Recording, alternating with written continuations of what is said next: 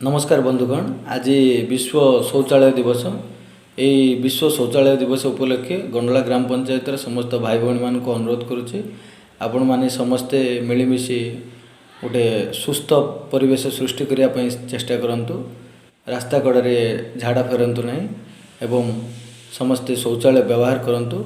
गंडला गाँव को जपरी गोटे स्वच्छ सुंदर ग्राम पंचायत परिणत करवा से समस्ते मिलमिशि चेष्टा करंतु एति मोर अनुरोध। नमस्कार।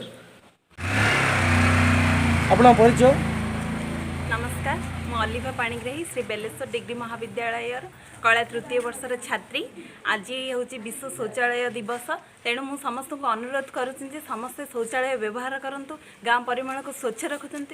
गाँ स्वच्छ रही आम जिला स्वच्छ हम, जिला स्वच्छ है आम राज्य स्वच्छ राज्य स्वच्छ रही आम देश स्वच्छ हम। स्वच्छता एवं जरूरी हो जाए, स्वच्छ थे ही आम स्वास्थ्य भल रहा। तेणु मु समस्त को अनुरोध करुच्ची समस्ते शौचालय व्यवहार करूँ आम गाँ को स्वच्छ रखु। नमस्कार, मो नाम बंटी साहू। आम हूँ गणेश विद्यापीठ छात्र। आम सब यही गंडला ग्राम पंचायत इको क्लब सदस्य।